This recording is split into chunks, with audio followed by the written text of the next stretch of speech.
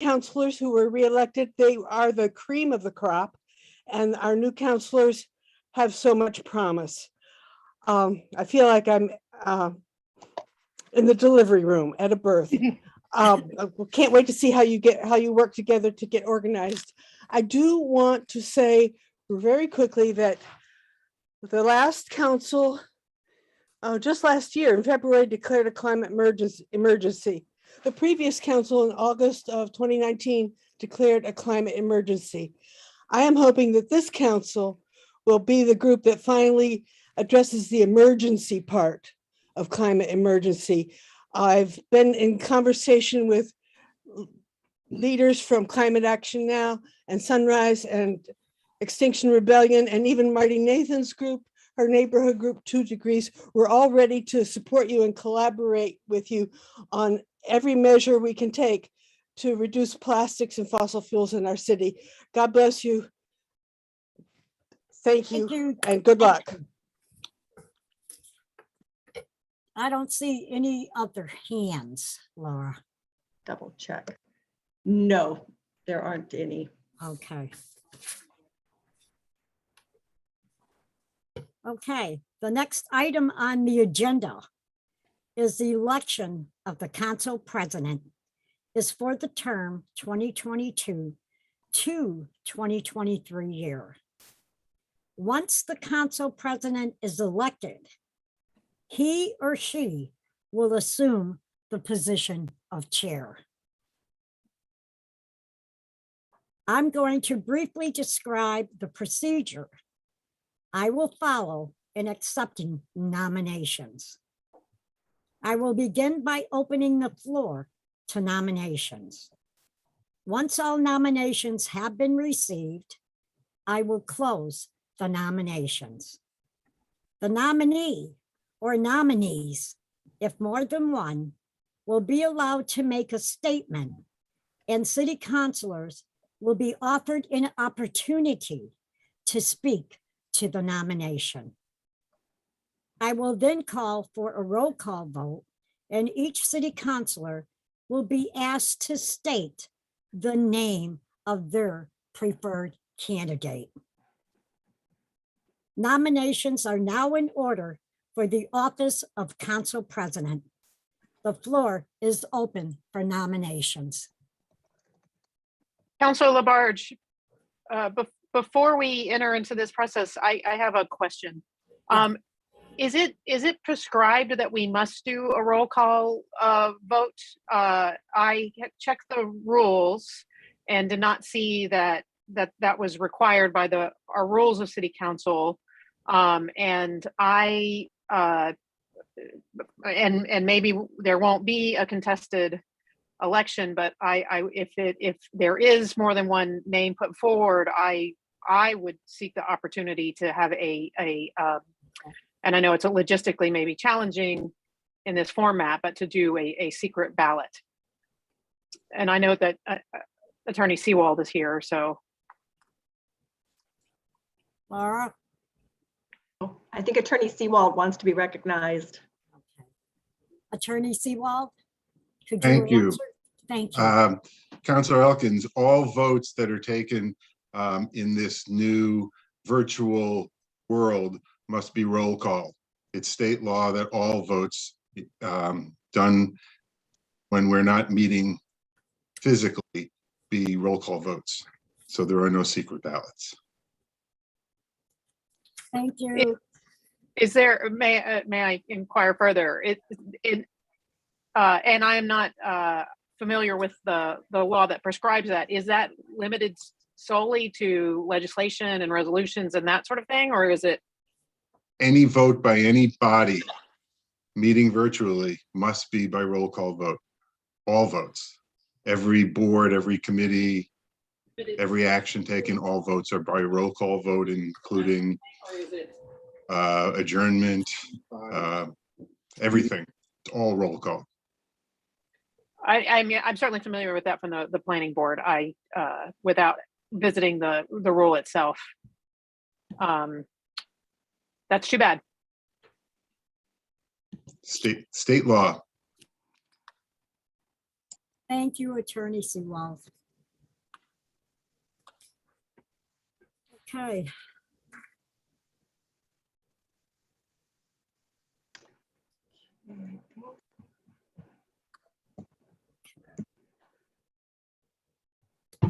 I'm going to briefly describe the procedure I will follow in accepting nominations. I will begin by opening the floor. I'll repeat it again for nominations. Once all nominations have been received, I will close nominations. The nominee or nominees, if more than one, will be allowed to make a statement, and city councilors will be offered an opportunity to speak to the nomination. I will then call for a roll call vote, and each city councilor will be asked to state the name of the preferred candidate. Nominations are now in order for the office of council president. The floor is open for nominations.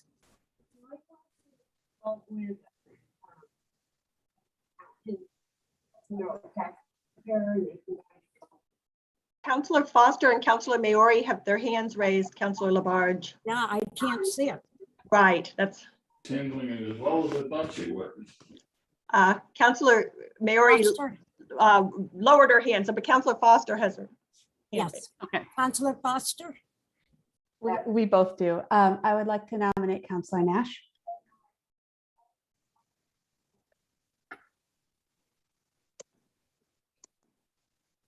Okay, so we have Counselor Nash, that his name has come forth. Is there any other counselor? I can't understand what they're saying.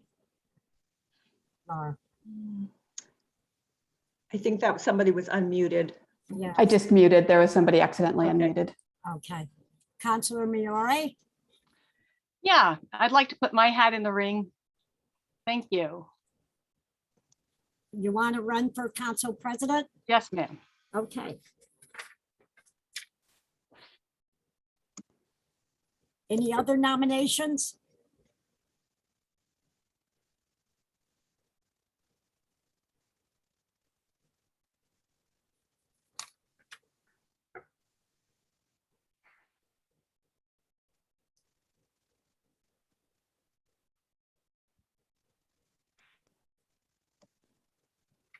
All right, so what I'm going to talk about is that we did have the floor open for the nominations.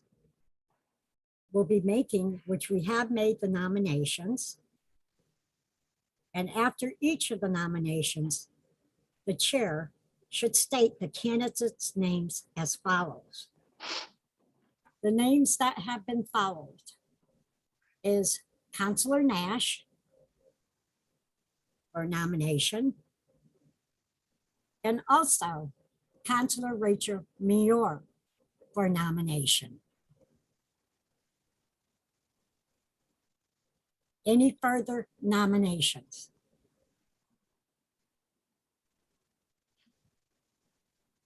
Counselor Labarge, Counselor Nash, I have a procedural question. Do these nominations require a second? No, no. Okay, you've answered. Thanks.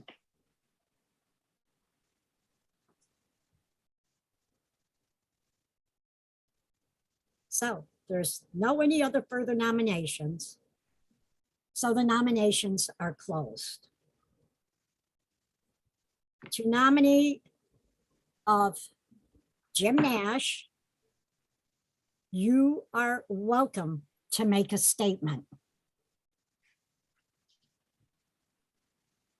Thank you, Counselor Labarge.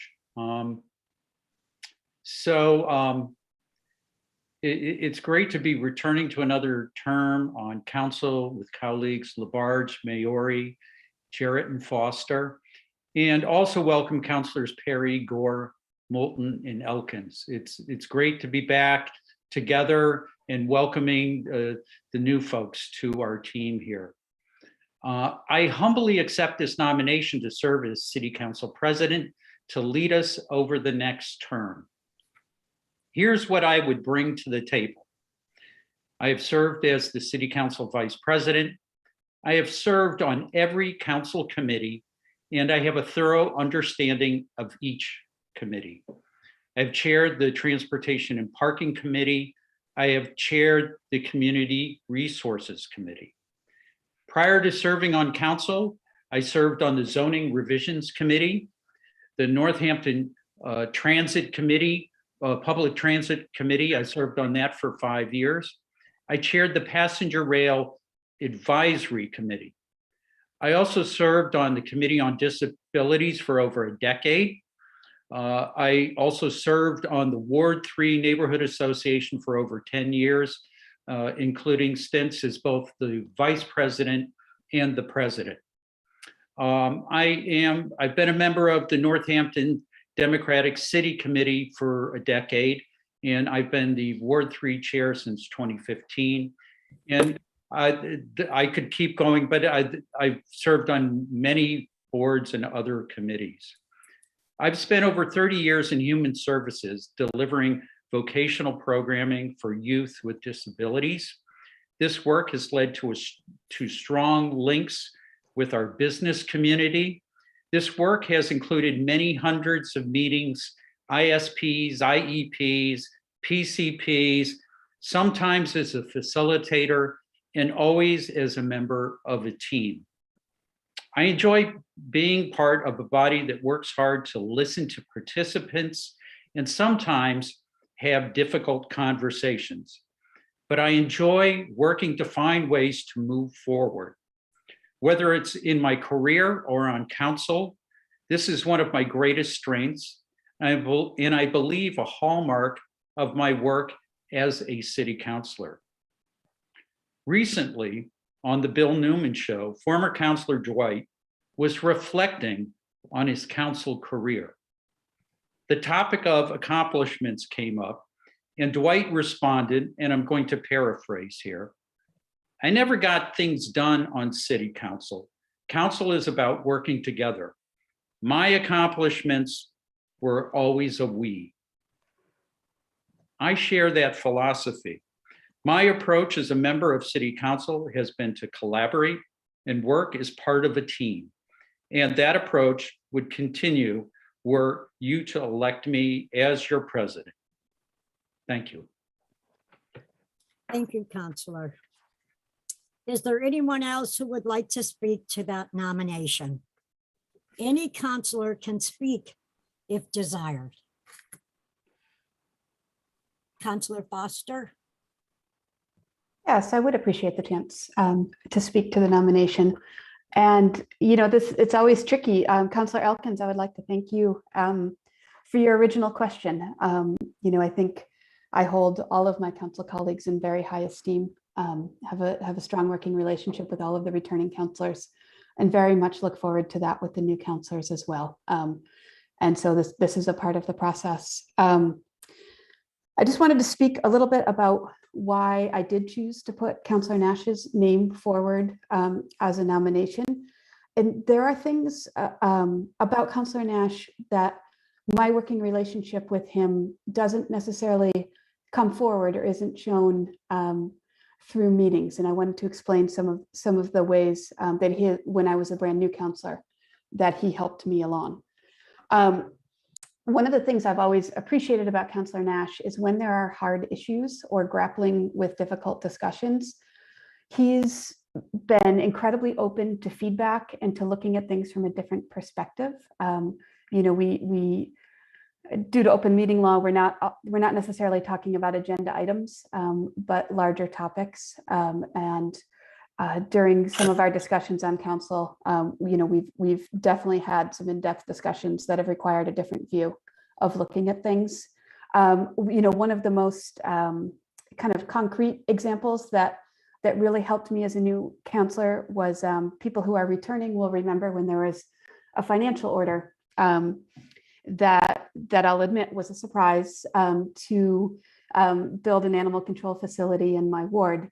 And Councillor Nash, after that meeting, immediately reached out to me and talked with me just in an effort of support about how I might want to approach that, what concerns of the neighbors would be, and some resources he knew. And it was in a way to be helpful. It wasn't I know more than you do, but you're a new counselor and let me share some experience I have with you that might be helpful. And it was incredibly helpful.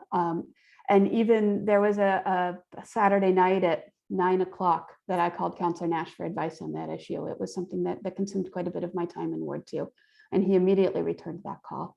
There was a meeting that I went to that I asked, wanted to talk through with him, and he offered to come, and I was able to say, no, Counselor Nash, this is my ward, I got it. And that was it. He didn't come. Through that, just through the Transportation and Parking Commission, similarly, it's been a difficult time to come in as a new counselor and to build relationships and get to know people. Counselor Nash has been on the Transportation and Parking Commission for years, and as the experienced counselor was often the go-to person for questions and advice. And anytime Counselor Nash, there was an opportunity, he turned it around and brought me into the discussion as well. There were many questions he could have answered on his own or topics that he could have gone about. But over and over again, he included me on an email, included me in a meeting, included me on a phone call to help me get up to speed on that commission. And, and that time has developed over this term to where people do now come to me. And then it's me trying to remember to pick my head up to pull Counselor Nash or others into the discussion.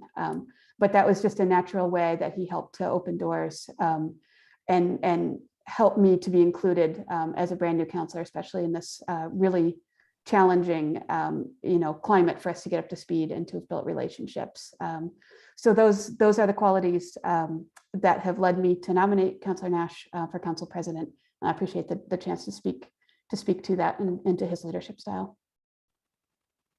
Thank you, Counselor Foster. Is there any other counselors who would like to speak? Counselor Stan Moulton. Thank you, Councilor Labarge. I wanted to speak to the qualities that I've observed in Councilor Nash, particularly during this past term. I see Councilor Nash as a very even-handed, level-headed counselor who is collaborative in his approach, not only to issues of Ward 3, but issues across the city. I think I have seen examples where he's worked very closely, as Councilor Foster just described, with other counselors in their wards, but also addressing citywide issues. I also respect Councilor Nash's the depth of leadership that he would bring to the job of president. He has been the vice president of the council for the last term. He has been chairing the Community Resources Committee, formerly chaired the Transportation and Parking Commission. He's held other positions of leadership in his ward, as he mentioned, Ward 3 Neighborhood Association as president. He also has been involved with the Cutchins programs where he has served as board president. So the combination of qualities of collaborative leadership, as well as his depth of leadership and his breadth of experience on all the council committees, I think would serve us well in this time when we have 4 new members and 3 members in their second term. Thank you. Thank you, Councilor Moulton. Any other counselors?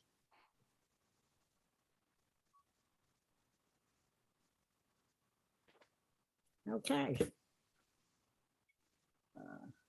To the next nominee, Councilor Rachel Meriori.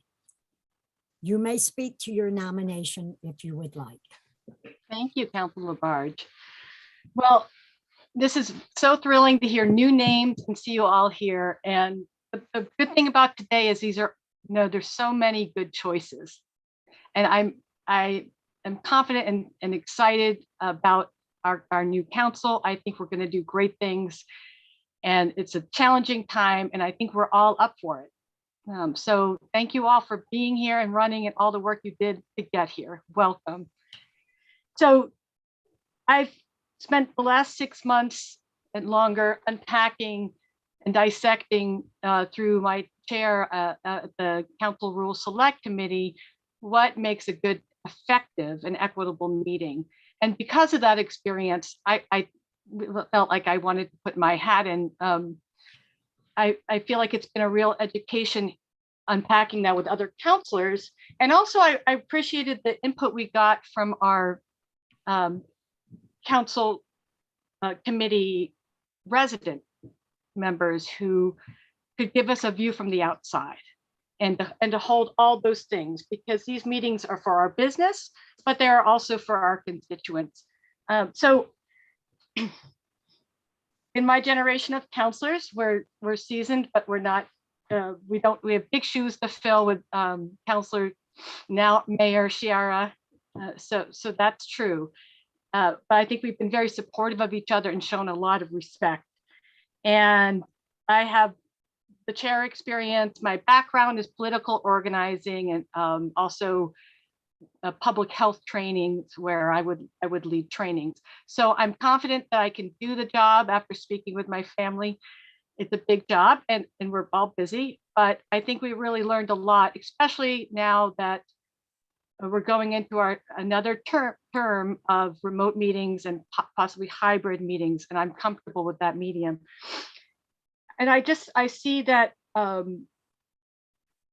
as we move forward, I think a lot about how to make a culture that's inviting for our constituents. And I think that I could bring a new view of how to run these meetings. And I think fairness also it has to be for the department staff and for counselors. So I run compassionate meetings, but I run precise meetings that are very respectful of people's time. Like, let's face it, this is a big job. It's kind of a glorified volunteer job. And I think we need to think about, and we've got, a range of folks in terms of employment and time of availability on council. And so I feel like that's the dynamic balance we need. We need to be open and inviting to our constituents, but we also really need to think about department heads and our own time and how can we make these meetings more precise. And I think we came up with some great ideas and recommendations that were passed in our new rule recommendations. And I'm excited to see those play out. We might tweak them, but it's a great template to start with. And I'm proud of the work we did there. So, we have this majority women counselors now. That's fabulous. But what tends to happen, and I really was thinking about this, it's on this micro level, is, we have these counselors, but in the leadership positions, sometimes it's still the same demographic that puts their hat in for those. And I really think that's what, these are the pivots, these are the pivot points in which we can make different choices if we really want to see a different kind of governance that's more inclusive. So that's why I'm putting my hat in. I'm confident I could do the job and do it well. And I think that it's time for all of us to take chances, especially those who are traditionally underrepresented, and give people true choices. And so that's what I'm here for. And I'm delighted to be serving with you all. Thank you. Thank you, Councilor Meriori.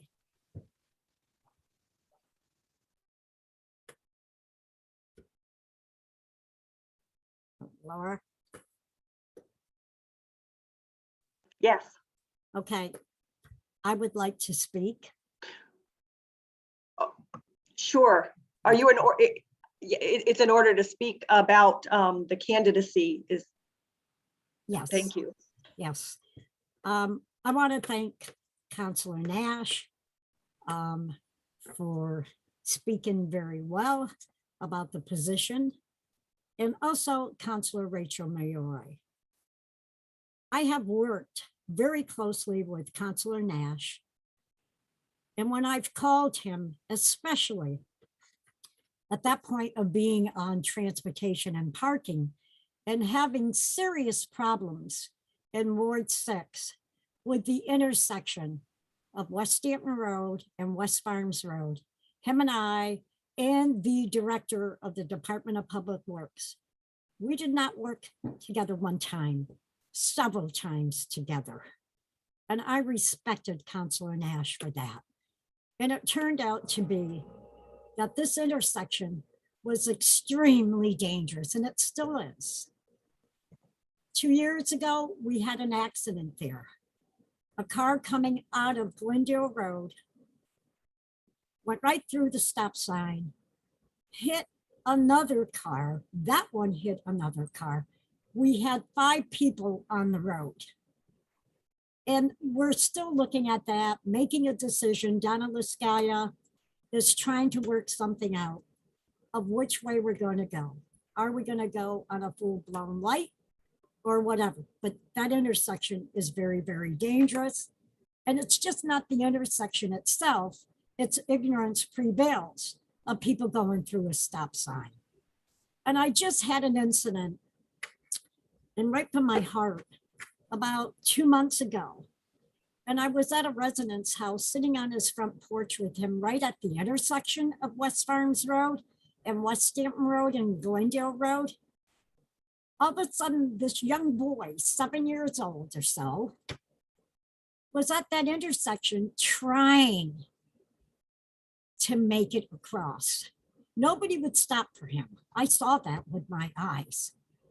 I took it amongst myself, went out on that road and put my hand out there to make cars stop, to let that child be able to cross the street and enter into West Farms Road. And I have to thank Councilor Nash because he did spend the time with me, and I appreciate that.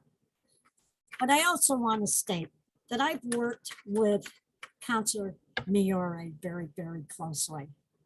You know, I like what she presents. I like seeing the action that she is presenting. And I am just really, really comfortable with Councilor Rachel Meriori. I think that she would do an excellent job. I think she's bringing in a new look, which I'm ready for a new look. There's no question about it. Have been waiting for one. So that's my feelings about both of the candidates. They're both good candidates. So thank you.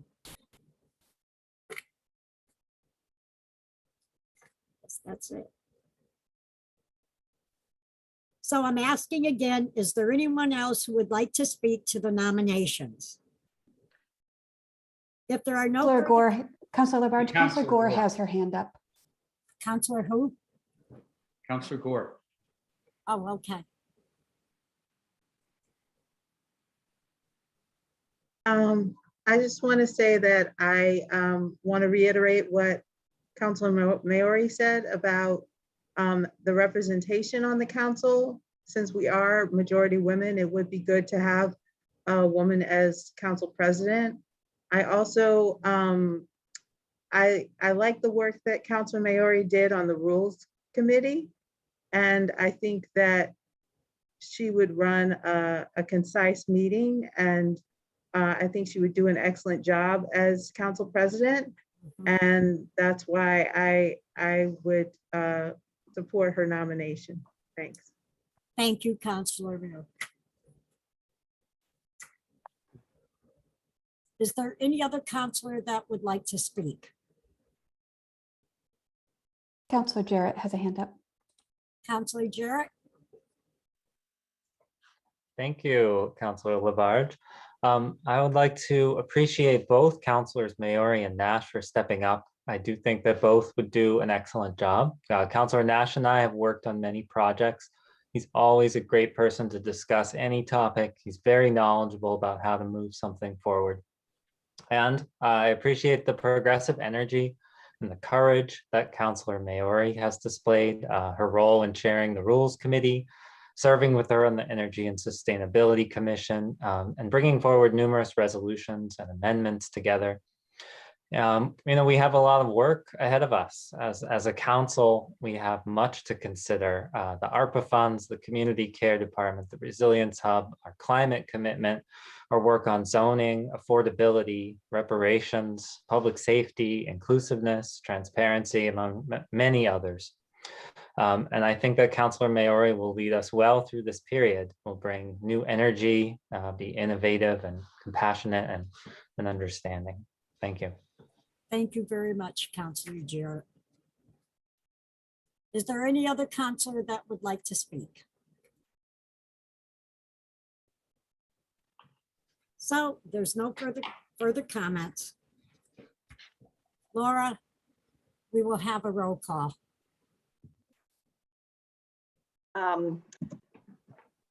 Okay. And what I would like you to do is to please state the name of your choice for council president when your name is called. Thank you. Councilor Elkins. Counselor Nash.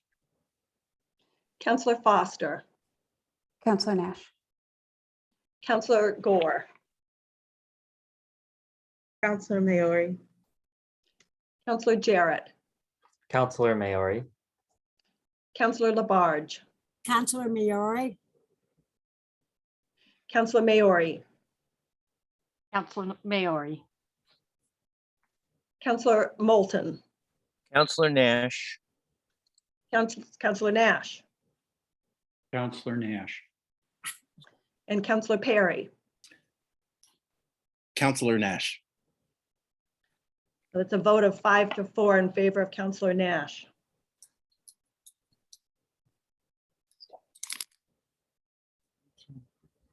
Councilor Nash is by acclamation the president of the Northampton City Council.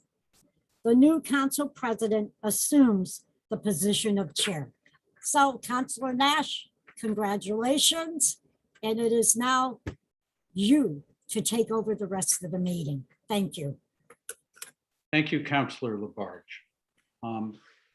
First, I just want to say thank you to everybody. I really appreciate this opportunity. And also, you know what?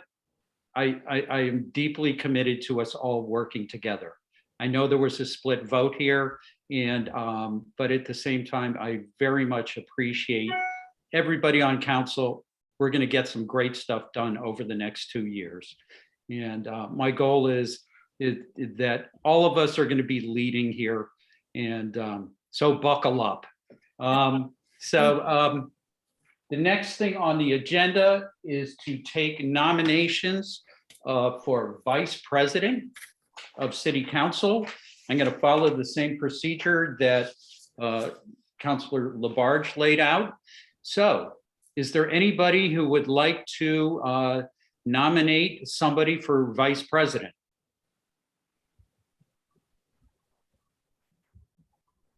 I see hands with Stan, and then with Councilor Moulton, and then Councilor Elkin. We'll go in that order. Councilor Moulton. I nominate Ward 2 Councilor Karen Foster. Thank you. Are there any other nominations? Councilor Elkins, I saw your hand up. Alas, well, let's call it a second. Okay. All right. Are there other nominations for vice president?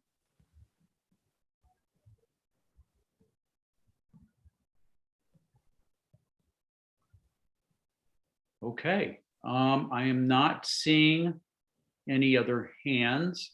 Well, following the same procedure, we now allow Councilor Foster to have a few minutes to speak to her nomination. Thank you, Councilor Nash. Thanks, Councilor Moulton and Councilor Elkins as well. Gosh, 2 years ago when I was a new councilor sitting at this organizing meeting, I couldn't have imagined that my name would be one put forth for vice president of the council. And it feels great. I appreciate the support that I've received from counselors and from constituents and other members of the community. It really means so much to me. Honestly, I love this work. I really, really love being on council. I just take so much pride when I look around the city, and my kids are into this too, but we can look around the city and see that a change that I've helped put forward, and to know that I've had a hand in that feels great.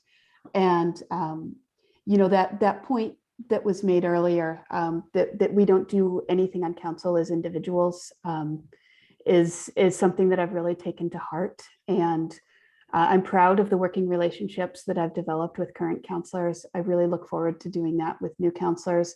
With new counselors, know that I've been here. I remember being pretty intimidating by my first meetings, and I know some of you have had more experience at this point than I did when I came on, through your membership on other boards and commissions. But I remember what it's like, and I encourage you to call, text, email me as we go along. I want to be able to extend a hand and help make this process, more comfortable and a better collaborative fit. Similarly, Councillor Nash and I have a strong working relationship. I look forward to working with Councillor Nash in his leadership role. And yeah, to that point that was made, we have work to do. Like, we have a lot of work to do, Council. And I really look forward to taking it on, and in the way that we do as a council, which is collaboratively.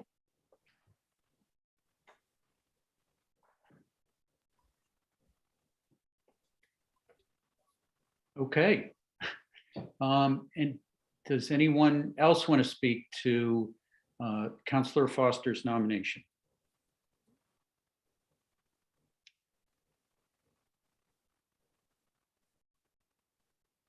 Councillor Elkin, did I see your lips moving? No, I just didn't spit out my chewing gum. I'm sorry. Oh, but, okay. but you know what? I do want to speak briefly.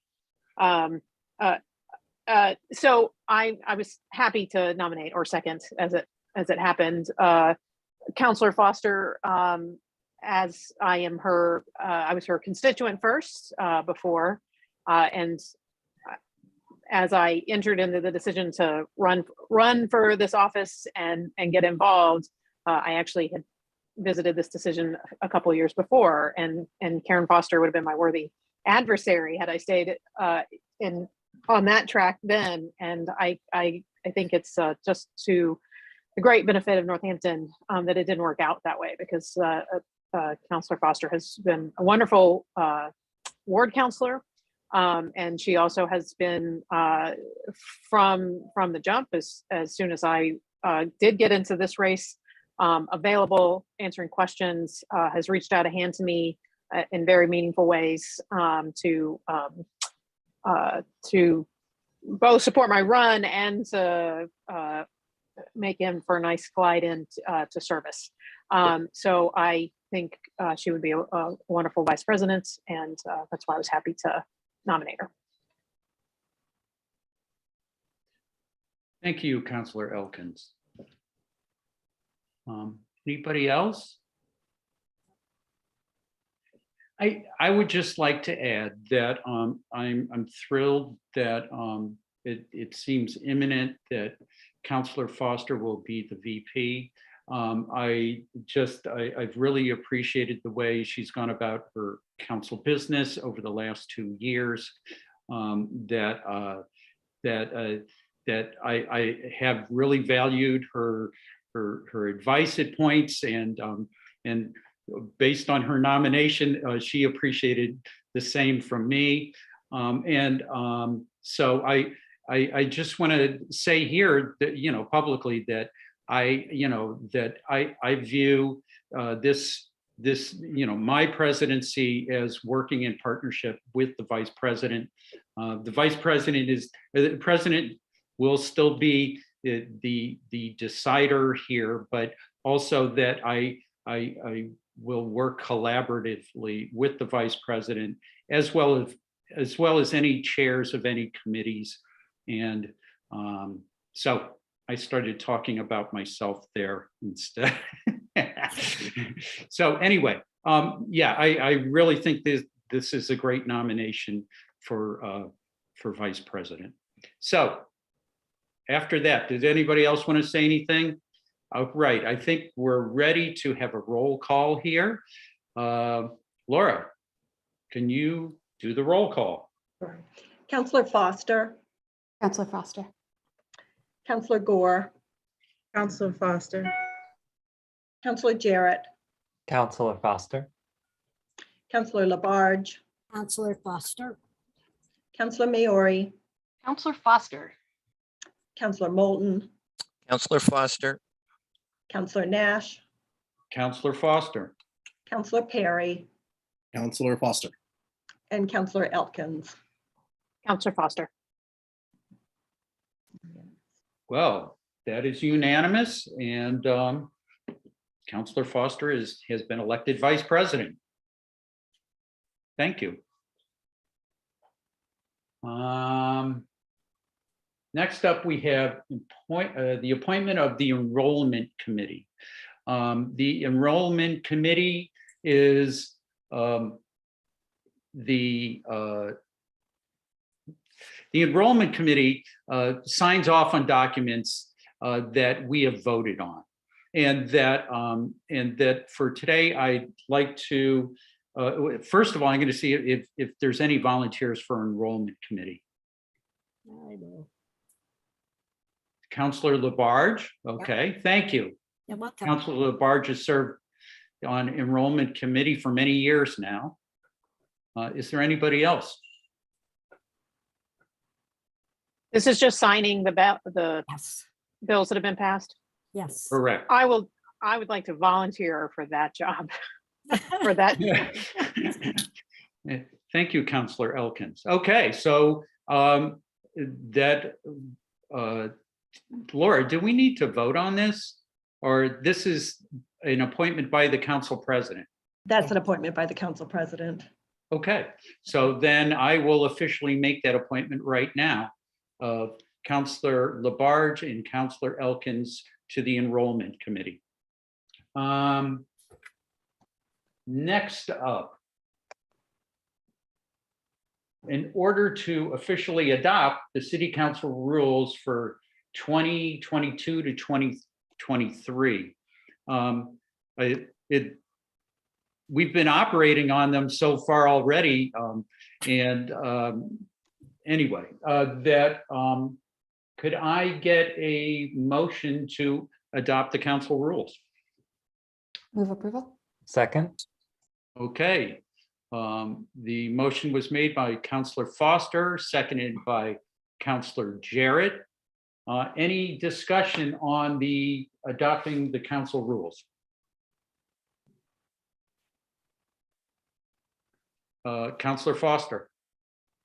I'll keep it quick, but I just wanted to thank once again the resident members of the Council Rules Committee, Counselor Meriori for changing that committee, and there were discussions of divergent views, and you did a great job of bringing those views together into a document that I think we can all be, those of us that were on the committee can be proud of, and that I hope works for this council term. And as we discussed during that committee's work, we understand that should councilors have amendments to propose, or we try something and we think a different way may end up working better, these rules can be amended at any time during the council session. But I'm really proud of the work we did, and Council Mayor, thank you for your leadership on that.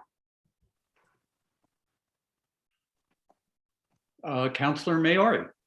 Right, yeah, I really just wanted to thank you as well. I was going to thank you as well, Counselor Foster, because it was actually an absolute pleasure, and it was actually pretty fascinating looking at them. And I hope that we can continue some of those discussions that we didn't get to vet completely, like the kind of role and purpose of our committees, keeping our committees vibrant and relevant.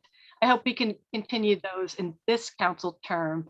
And as Counselor Foster said, this is, I think, a great template for us to start, and we had a kind of a formalized look at these, we can amend them and tweak them along the way. And we shouldn't be shy about bringing that up. It could take some consciousness around, especially rules and customs, to say what really works with who we are now and who our constituents are and the world we're in. So I would just encourage folks not to be shy about bringing up, a relook at any these changes, but also other rules that we might not have gotten to, or other ideas. So yeah, thank you. Councillor Moulton. Thank you, President Nash. I too want to commend the work of the Rules Committee led by Councillor Meriori. I think that the principal changes, removing the Finance Committee from the full council meeting, not only will help to streamline our full meetings, but also will provide another opportunity for public comment at a separate Finance Committee on those items on the Finance Committee agenda that people want to speak to directly. I also think the other major change of limiting public comment to 90 minutes strikes a balance between the need to hear from lots of people, but also the need to do our business in a timely manner rather than in early morning hours has sometimes occurred. And I think the limit placed on public comment of 2 minutes is reasonable. I found myself during last year's campaign when I was time limited that you can say a lot in 2 minutes, and I think encouraging discipline in speaking as well as in writing is a good thing. I do the one thought I have is that I think we need to address the procedure that we'll use at some point when we have both in-person and remote public comment, and that would be for those times when the number of people who want to comment exceeds 45 or the 2 minutes over the hour and a half. And I think the council president needs to be clear on the procedure that he will use for integrating live in-person public comment with those who want to speak remotely.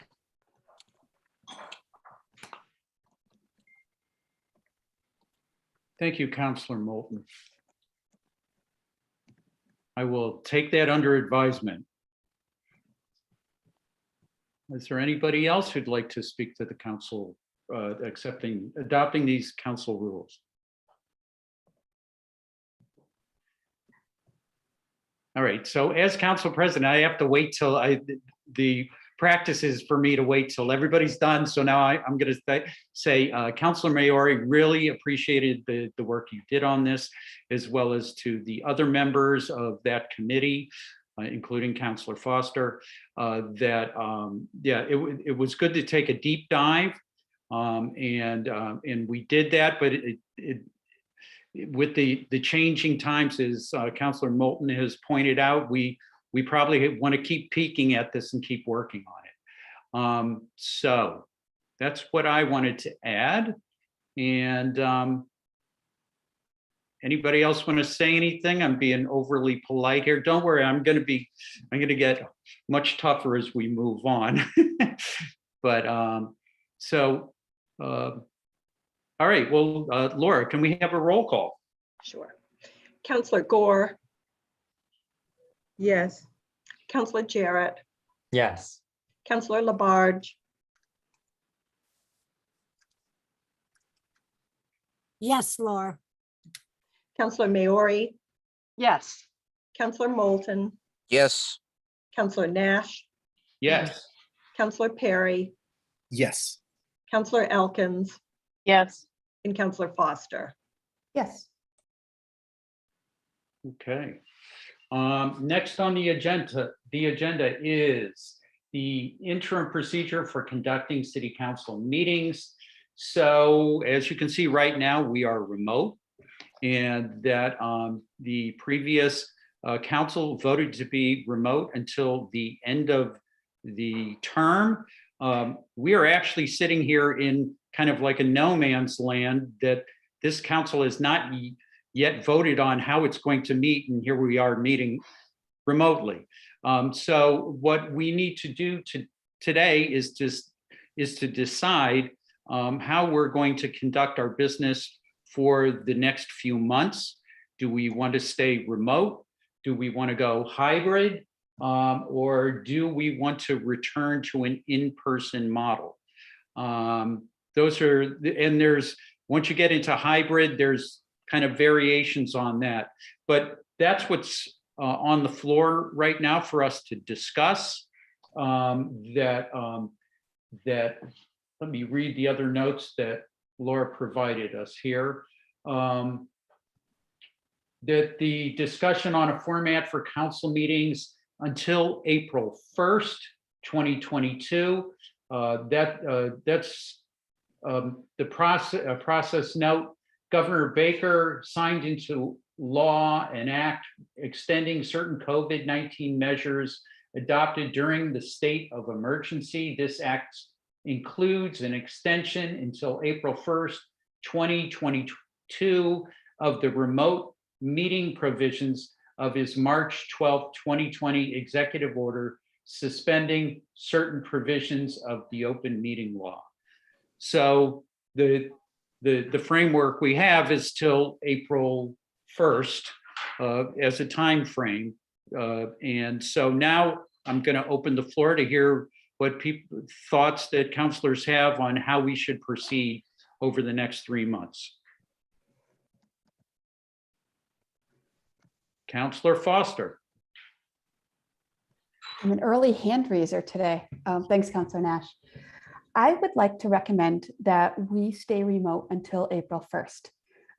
It was, being at the inauguration this morning, I think is a glimpse into where we may be able to head with masks and vaccine proof and testing. I also don't think we're there yet. And I know,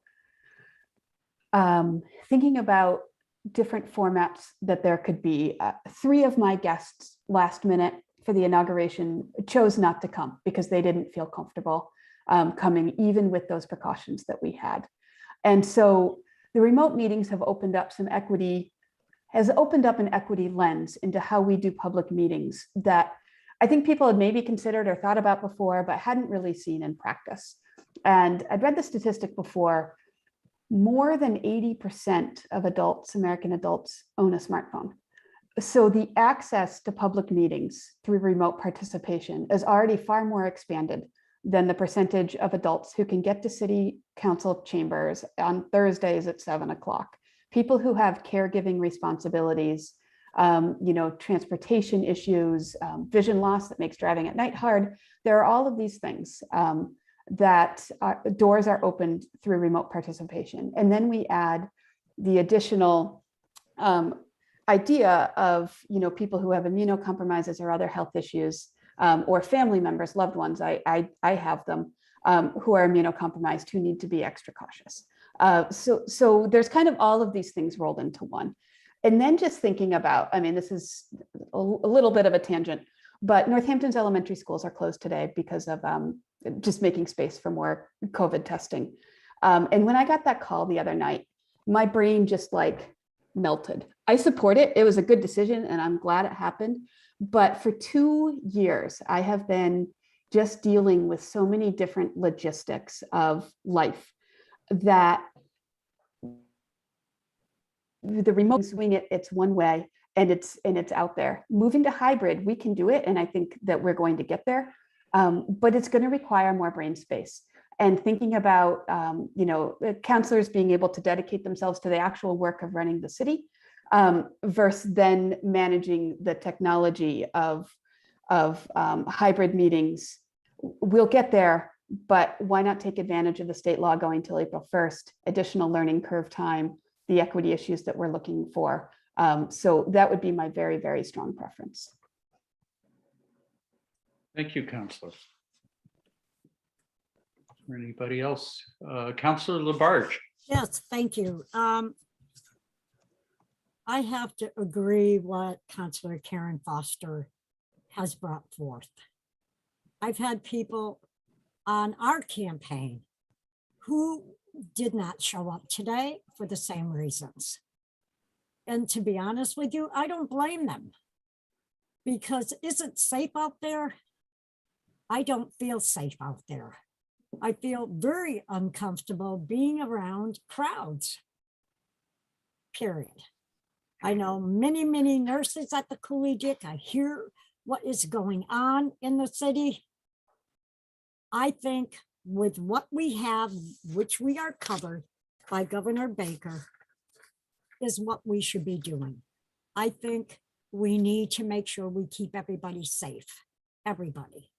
And another problem is, who would we have at our council chambers to come in and check they're either if they've been vaccinated or not, because we'd have to know that for our safety also in our families. So I think there's a lot to look at here. So I feel that we should take the opportunity to continue on with remote until April 1st. That's my feelings. Thank you, Councilor Labarge. Anybody else? Councilor Jarrett. Thank you. Yeah, I agree with Councilors Foster and Labarge that given the current case counts, I do suggest we stay remote for the time being. At some point when the count decreases, doing a test meeting in city council chambers or a larger space with remote participation by the public and councilors as a possibility, just for us to get the sense of what it would be like.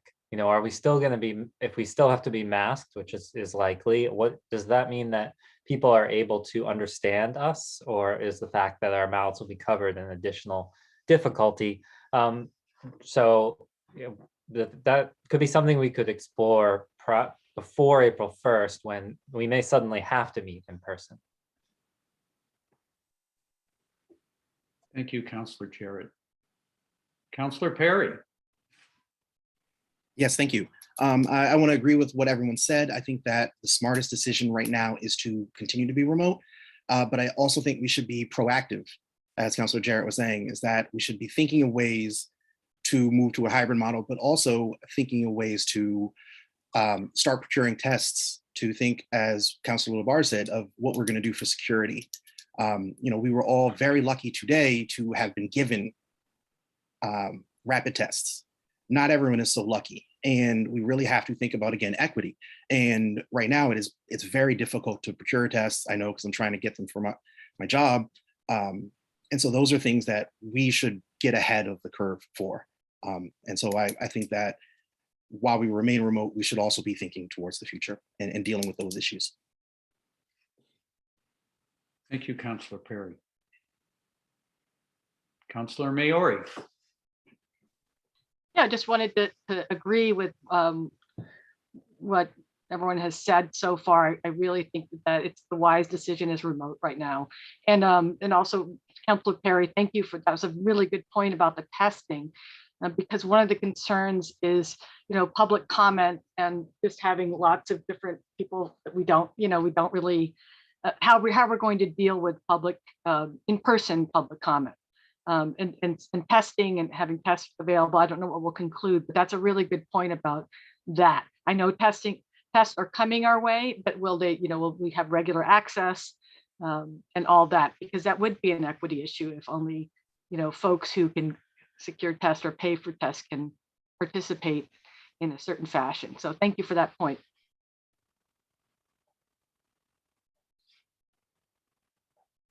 Anyone else? Well, I just want to add, last fall that I had contacted NOM about the idea of doing a mock-up of what a hybrid meeting might be like. The conversation was initiated by former at-large school committee member Ronnie Gold and myself. The idea of that maybe we had posed the wrong question to NOM last summer when we were asking. Recording stopped. Recording in progress. Okay, we're back. All right, I can take that interruption. that that the idea of mocking up a council meeting was based on our decision on us being in council chambers where things are actually quite tight. That the idea for right now, for today's conditions, that we have larger spaces. There's different ways that we could set up to have a meeting where people are where body members, both school committee, city council, or other participants could socially distance and be in the same room, but also to be able to have a remote component as well. I mean, it's been spoken to here several times about how important it is for people to be able to get into meetings remotely. And so coming up with some hybrid model and having us all have a chance to try it out before we actually hop into it would be really good. And I also want to say one more thing about the testing. It was great to be with everybody on the stage today, along with the other elected officials. That I think it's really important for us as a body to be able to meet with each other and be in the same room, and that testing it's what's going to get everything to open up. Is if everybody has access to tests, we can all test, and then we can all go about our business for the day. So I too would welcome, that change. So anyway, I support this idea, the idea of us being remote until April 1st, and during that time we will continue to explore things, as Councilor Jarrett and Councilor Perry have suggested that we be proactive. So I don't think we have a motion. So, but it sounds like everybody's going the same way here. I saw Laura say, so I think we've had our discussion, and I see Councilor Meriori raising her hand with possibly a motion. Yes, I have a motion for you. Go. Move to remain remote in terms of city council meetings until April 1st. Second. Okay. Seconded by Councilor Moulton. Do we need to discuss this more? I'll entertain another. Is there anybody else who'd like to comment on this? Councilor Meriori. I just wanted to clarify, we're also talking about council subcommittees as well. Oh, good point. Yes. Yeah. Okay. Does that need to be added, Laura? Yeah. It certainly could be as a friendly amendment, since Councilor Meriori made it herself. Yeah. Right. So she's. I'm just going to amend myself over here. Yeah. Okay. So we're good on the motion. We have a second. Stan, you okay with that friendly amendment since you seconded it? Yes. Okay. All right. Any more discussion? I don't see any. Okay, roll call. Councilor Jarrett, Yes. Councilor Labarge, Yes. Councilor Meriori, Yes. Councilor Moulton, Yes. Councilor Nash, Yes. Councilor Perry, Yes. Councilor Elkins, Yes. Councilor Foster, Yes. and Councilor Gore. Yes. Okay. That passes unanimously. All right. Item number 8, open meeting law, conflict of interest, and public records law. Attorney Seawald is here. Welcome. Thank you. Congratulations, President Nash. And congratulations to all of you. And thank you to all of you for serving. I think I know most of you, but I don't know all of you. So for those who I've never met, let me introduce myself. I'm Alan Seawald. I am now the acting city solicitor. I've served as city solicitor for the past 10 years, but my term ran out with Mayor Narkowicz's term, and Mayor Sierra has appointed me as acting city solicitor. And so I'm very appreciative to her for that vote of confidence, and I'm happy to help her in any way I can this time of transition. And let me just say before I get started in substantively that what I'm about to say is not in any way a tutorial. It's intended to just sort of raise your awareness about these issues. All of these issues with regard to open meeting law and public records law and conflicts of interest are all very fact-driven. And I am available to any of you to answer questions, particularly about conflicts of interest, which puts you personally at the most risk. And so I want you to know that I am always available to answer those questions, and I prioritize conflict of interest issues for that very reason. Each of you should have my cell phone number. I'm not going to announce it on Zoom, but if any of you don't have my cell phone number, please let me know and I will provide it to you. Particularly with conflicts or other time-sensitive matters, don't hesitate to contact me. I spoke with one of the counselors, yesterday on a Sunday, who had a question. I was happy to do it, and I extend that to each of you as well. So I'm here to talk about the open meeting law, the public records law, and the conflict of interests laws. This is generally under the heading of open government. And unlike whatever in private endeavors you've ever been engaged in, the rules are different in the public sector.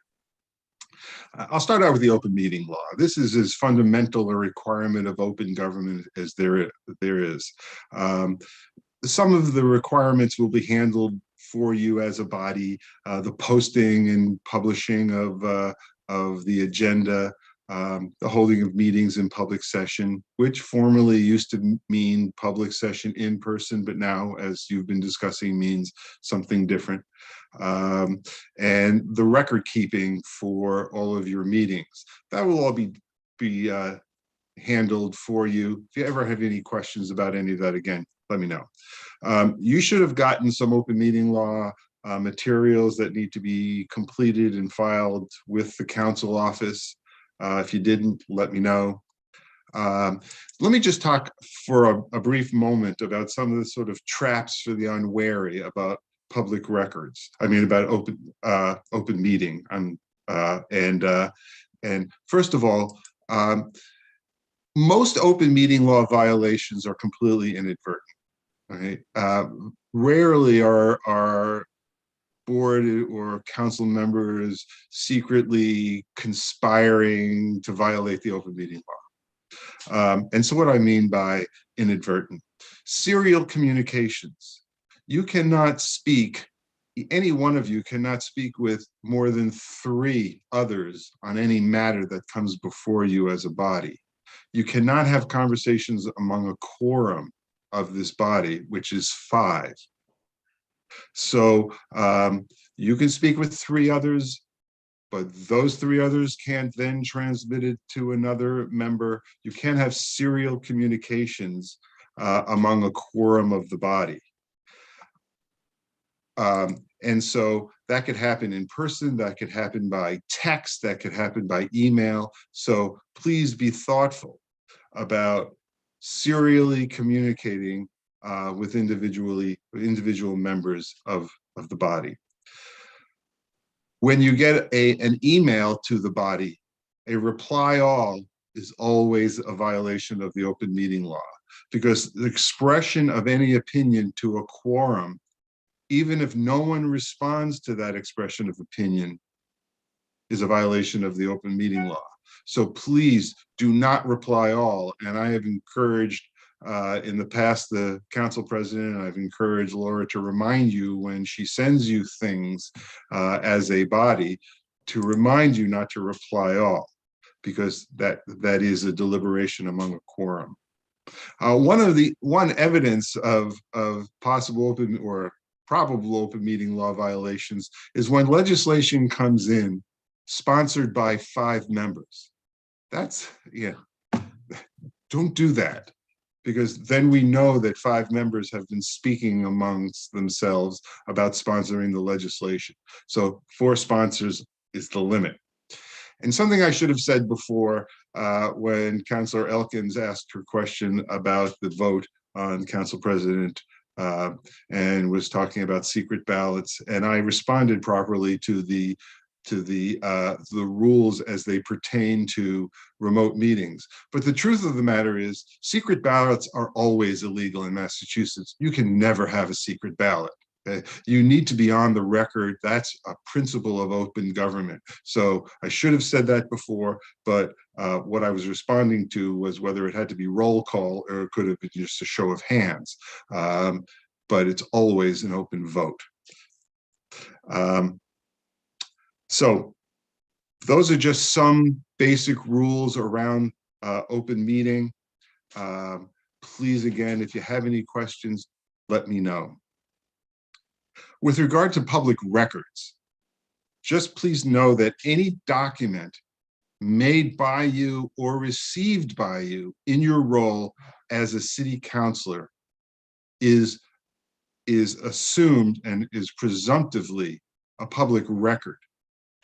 This includes all of your text messages, your emails, any written communication, any written document that you make or receive as a city councilor is presumptively a public record. Includes your emails, it includes your text messages, it includes any messages on private devices. They're all public.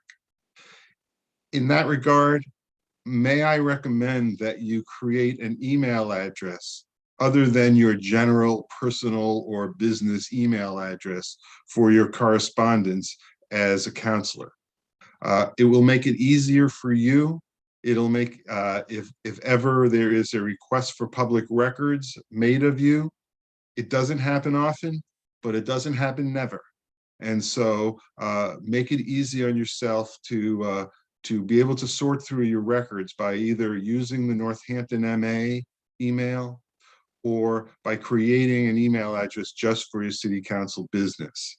In that regard, it behooves you to think carefully about records you do create, because again, any record you create, no matter what you say in that record, is presumptively a public record, and you know, just want to be careful about you know, the records you do create. And so those are my those just sort of my overview recommendations for public records law. Most of the records that you get will pass through Laura or the city somehow, so those records will be kept and will be maintained and stored, but you need to store the public records that are not part of the official city council record. And finally, I want to talk about conflicts of interest. And as I said earlier, this is perhaps the most important of the three, because this is all on you. There is nobody protecting you from violations of the conflict of interest laws, and you can stumble into this all on your own. And again, often violations happen very inadvertently. The bottom line theory is that as public officials, you can only serve one interest at a time. Okay? And that interest is the residents of this city. Okay?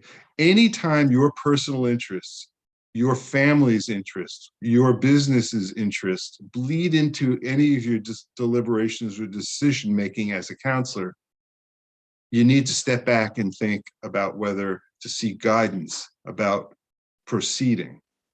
And I say that in that way very deliberately, because once you've acted, once you violated the conflict of interest law, you can't get an opinion from the State Ethics Commission. You won't get an opinion, you'll get a call from the Enforcement Division, and you don't want to get a call from the Enforcement Division. Now, you always have the right to an opinion either from me or from the State Ethics Commission. I will say most humbly that the State Ethics Commission is the #1 authority on this topic. Their opinions are authoritative and definitive. Mine are my opinion. But mine will happen faster than you will get an opinion from the State Ethics Commission. So just keep that in mind. I'm happy to ask, and I'm happy to contact the State Ethics Commission on your behalf with your permission and only with your permission. If your participation in any particular matter, and that's a term of art in the conflict of interest law, if your participation is prohibited, that means you're totally prohibited. It doesn't mean you're prohibited from voting. You cannot participate in that matter in any way. And so if that arises, that situation arises, and it happens, it does arise some, you will need to step away completely and not participate at all. So again, if there are questions, please let me know. Some specific things, and I think a lot of these things are quite apparent. No quid pro quo. Quid pro quo in this is also known as a bribe, and there are no bribes allowed. So you cannot take anything, no matter what the value is of that object or that thing. You cannot take anything from any other party for doing your job. Okay? Even if it's not quid pro quo, even if it's not to entice you to do something, you cannot accept a gift because you're a city councilor of anything of substantial value, and that means anything worth more than $50. So if your constituent, because they're just so thankful to you for serving, wants to take you to a Red Sox game, you gotta pay for your ticket. You can't accept anything of value more than $50 for being a city councilor, even if it's not, in order to entice you to do anything.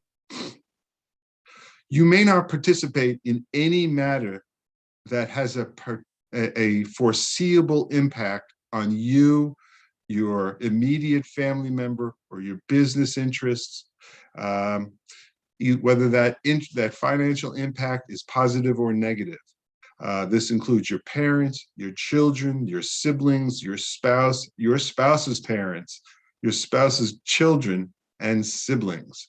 Those are all your immediate family. And if any of those parties have any interest, financial interest, then you need to step back.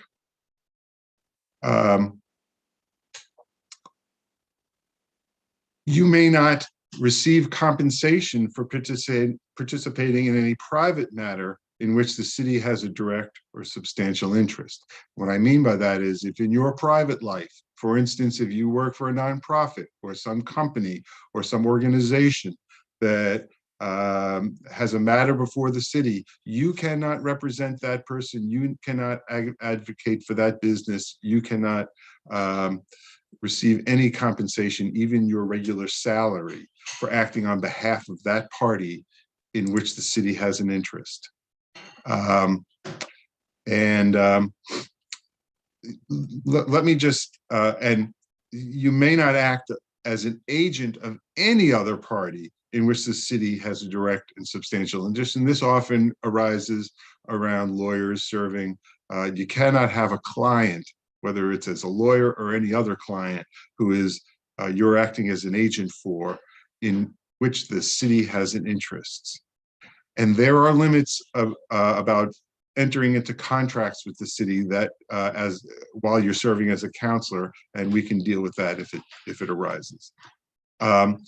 Finally, and let me just tell you, I only raised this because it's been an ongoing issue for some time in this city, and that is private fundraising, development for nonprofits, being the person who makes the ask. And I think most of you know what the ask is and what's meant by that. Any of you who have served on nonprofits know what it is to be doing development work, to do fundraising work, and to make the ask. You have to be very, very careful about who you ask for money, because anyone who has any business before the council could feel coerced into providing a donation, even if they didn't want to, if they feel that coercion.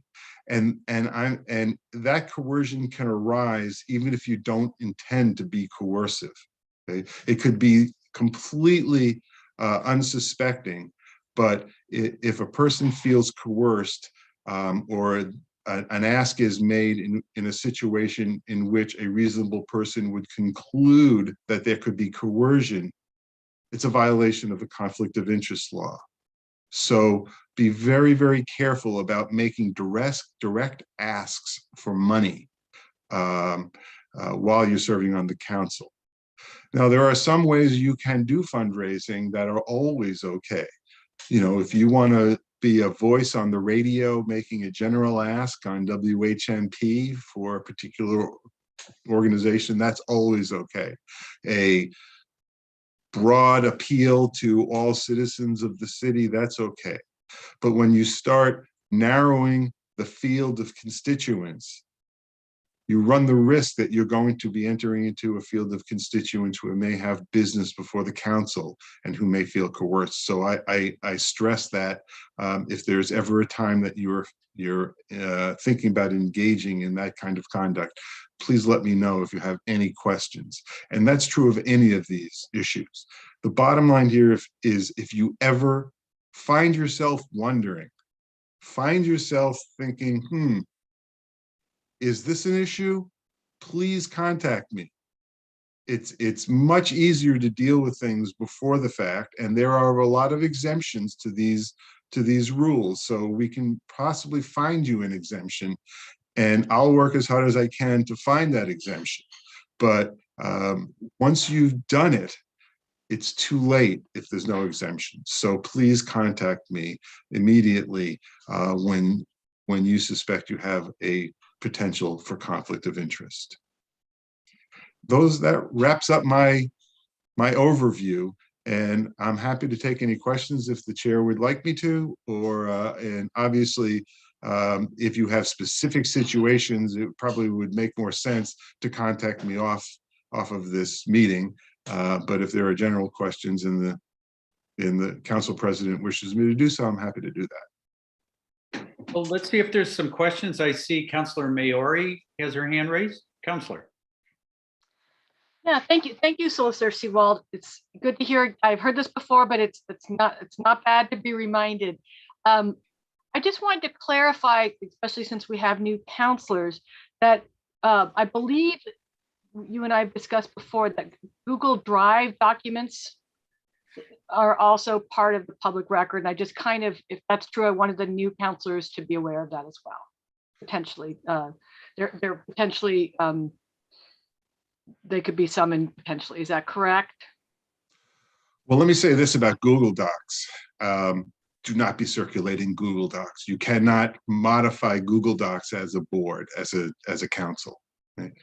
Your modification of documents happens in public session. So yes, Google Docs are no different than any other document, but the truth is, as a council, you should not be circulating and modifying Google Docs.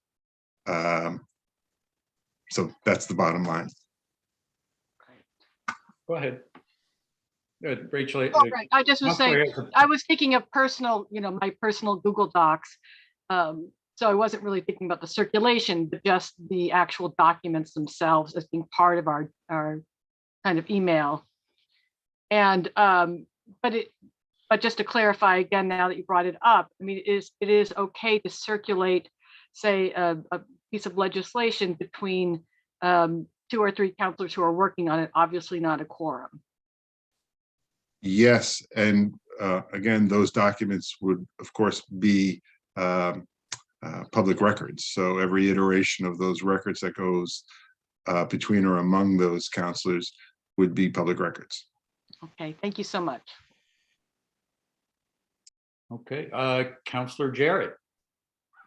I have a question about what constitutes a committee of a multi-member body. This has come up mainly not in the council where our committees are very prescribed, or but in others where we want to create a subcommittee, and when does open meeting law apply in that case? Versus, so there's the thing where in a meeting you decide to create a subcommittee. That seems very clear.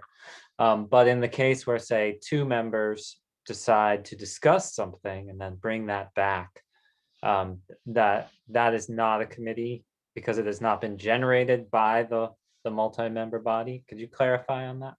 Yes, a committee or a subcommittee is a subset of the parent body that is assigned a task by the parent body to perform and report back. So that would not include a member of the council who decided to go off and draft legislation and contacted another counselor to help with that legislation. That would not be a subcommittee. But if those same two councils were assigned by the council to retire, create a document, and make a recommendation to the council, that would be a subcommittee. Great, thank you. And then that those subcommittees must be held in open meetings. That's right. So if a subcommittee is drafting a document, that document is going to be drafted in public session.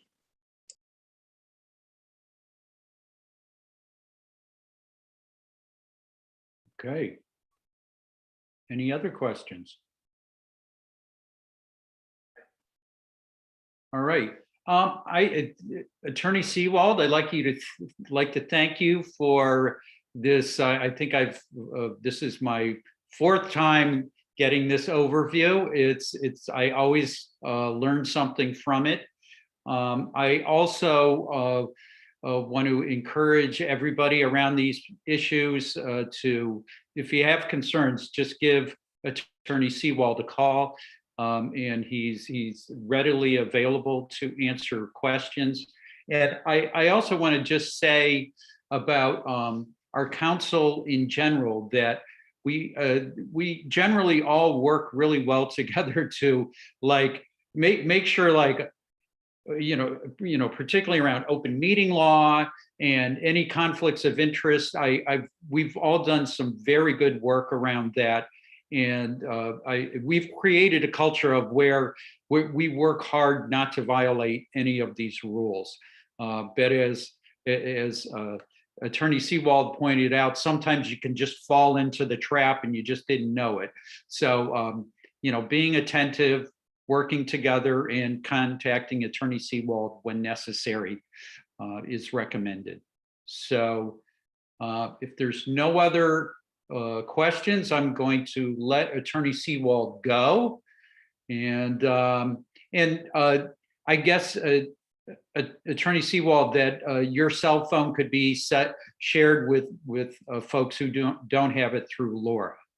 Possibly that's the best way to do it. Contact me or Laura, and either way, it's fine. Okay. All right. Thanks again. And thank you again to all the councilors for serving. Thank you. All right.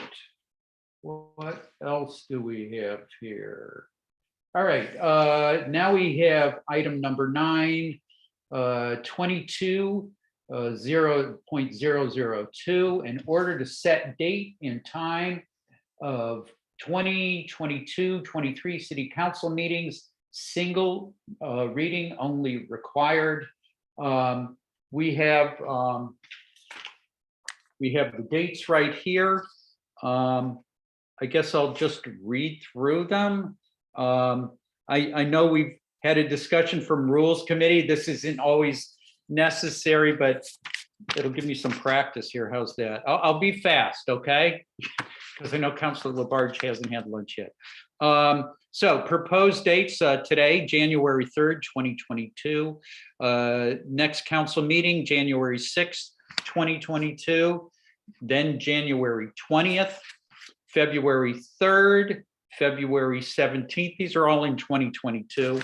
March 3rd, March 17th, April 7th, April 21st, May 5th, May 19th, June 2nd, June 16th, July 14th, August 18th, September 1st, September 15th, October 6th, October 20th, November 3rd, November 17th, December 1st, December 15th, and then on to 2023, January 5th, January 19th, February 2nd, February 16th, March 2nd, March 16th, April 6th, April 20th, May 4th, May 18th, June 1st, June 15th, July 13th, August 17th, September 7th, September 21st, October 5th, October 19th, November 2nd, November 16th, December 7th, and December 21st, and then we're all done. And then the term's over. But we have, so have people had a chance to review this list, and are there any dates that that people have concerns about? Is there anybody's birthday on this list?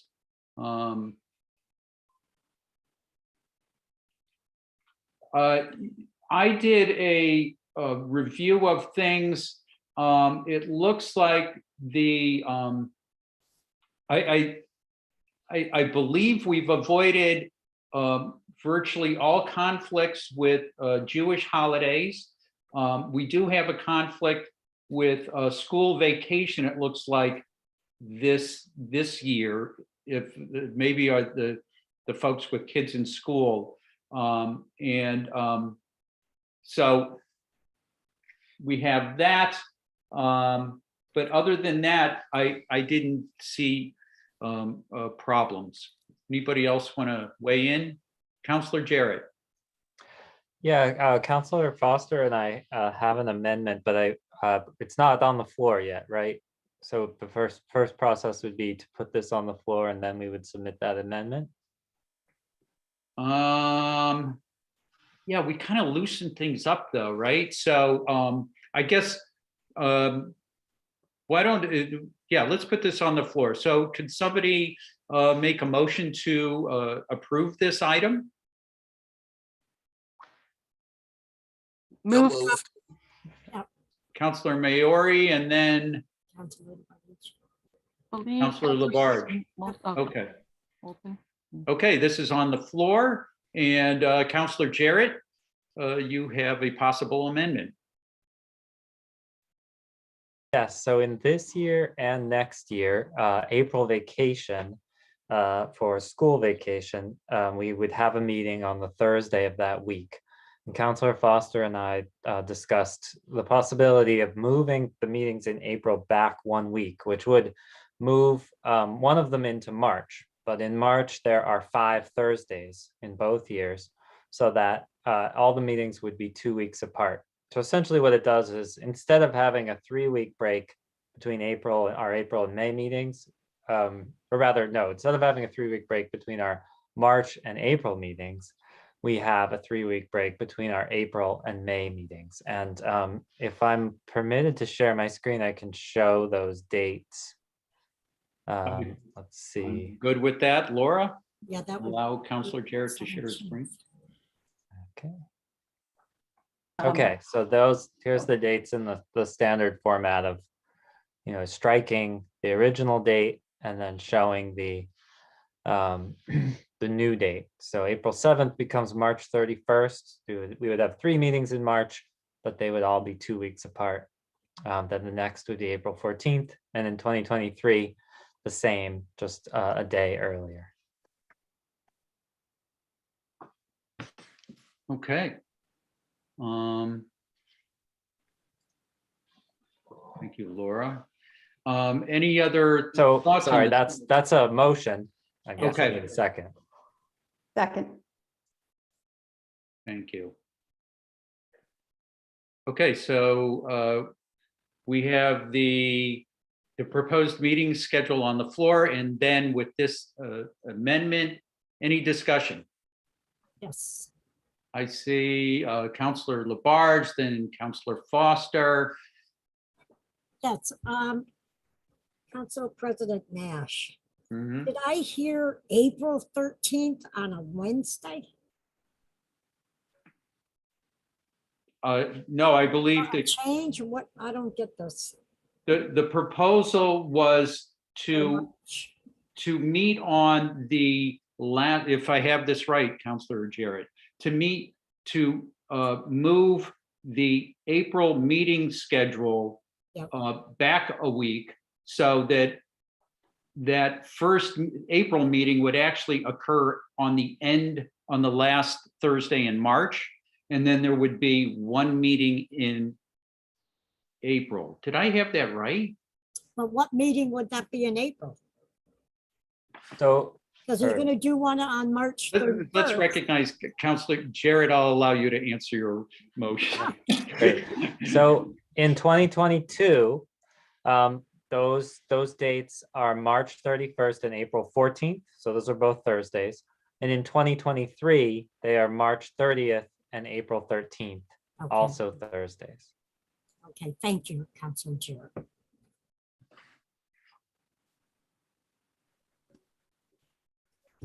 Any other discuss, Counselor Foster?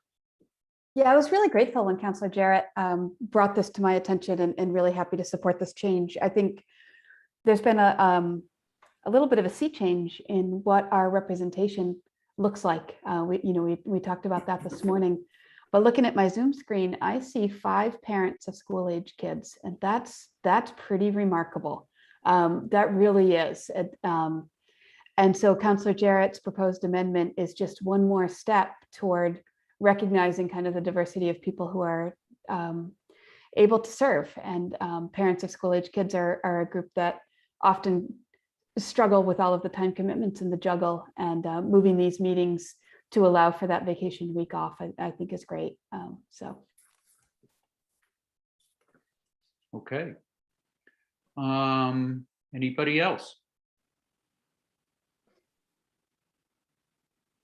Okay, I'm going to add that, yeah, I appreciate this idea, and that I think we should approve this.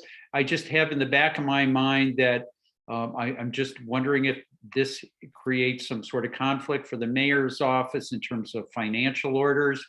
I possibly not, but I think if that were an issue, we'd figure out how to work around that. And but I think we should move forward with this. Councillor Foster. Take a second stab. The one conflict, I think with that much timing, because Councilor Jarrett ran this by Laura's office to look for, or by Laura to consider possible conflicts. Probably the most significant conflict for the mayor will be that the meetings might line up with school committee meetings. But as far as financial orders, one of the reasons for this change was that then there wouldn't be such a large span. The 2 to 3 weeks is a fairly standard time that we see in between council meetings, but it may well conflict with school committee meetings. And then we'd have the issue of the mayor trying to be in 2 places at once, which she might be able to do on Zoom. She can do it. She's remarkable. Okay. So my thoughts are, let's approve this, and if there is a conflict, we can always change things in the near future. Any more discussion? Okay, hearing none. Laura, roll call. So first we need to vote on the amendment, correct? Yeah, let's do that. So we're going to do a roll call on the amendment. Councillor Labarge, Yes. Councillor Meriori, Yes. Councillor Moulton, Yes. Councillor Nash, Yes. Councillor Perry, Yes. Councillor Elkins, Yes. Councillor Foster, Yes. Councillor Gore, Yes. and Councillor Jarrett. Yes. Okay. The amendment is approved. Now for a roll call on the rules as they are written, or with the amendment. Councillor Meriori, Yes. Councillor Moulton, Yes. Councillor Nash, Yes. Councillor Perry, Yes. Councillor Elkins, Yes. Councillor Foster, Yes. Councillor Gore, Yes. Councillor Jarrett, Yes. and Councillor Labarge. Yes. Okay. All right, that passes. Next, we are on to number 10, administrative items, council committee preferences.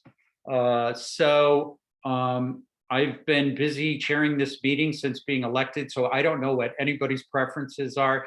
I want to thank Laura for putting out that request ahead of time, so that maybe I can even call her after the meeting to see if she can send me over that information or whatever. If you haven't completed the form that Laura sent out, please do so and get that in pronto.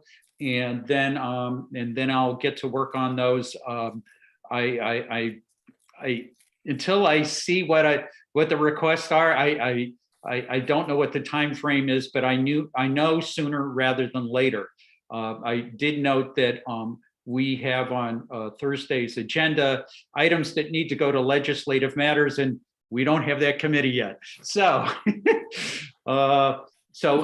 I will keep everybody apprised, and I hope to have information for folks soon. Any more discussion on that? Okay. Item number 11, information requests, charter provision 2-7 and committee study request. Laura, I didn't make this agenda, so I don't know why that's here. Just a standard agenda item, and I probably should have removed it. It's not applicable. Okay. All right. Which brings us to new business. Any new business? Okay. Counselor Jarrett. Could you explain what this new business would be used for? Yeah, you know what? I had that same thought, Counselor Jarrett, and that I was wondering, maybe you and I can have a discussion with Attorney Seawald to really figure out what new business means so we can get it straight for council and for our committees. Well, today we're all the new business. Yep, we're That's all in right. business. All right. Where's no item to adjourn? So Just I add guess it we'll on. have to stay in session till Thursday. Yeah. So anyway, I just want to thank everybody. I like the energy in the virtual room, and feel free to reach out to me. And I'm sure the current counselors are welcome to entertain phone calls from the new folks. We are a team, we work together. And on that note, I'd entertain a motion to adjourn. Move to To adjourn. adjourn. Okay. Second. So I did. there's so many people. So who did the I did. motion? I did. Well, Counselor Labarge and Counselor Moulton. Let's do that. Okay. Counselor Moulton, Yes. Counselor Nash, Yes. Counselor Perry, Yes. Counselor Elkins, Yes. Counselor Foster, Yes. Counselor Gore, Yes. Counselor Jarrett, Yes. Counselor Labarge, Yes. and Counselor Maori. Yes. Okay. Thank you, President Nash. Excellent meeting. Yep, thank you. you. All right, Thank you, we are everyone. adjourned. Everybody go have a nice day. Counselor Labarge, go eat lunch.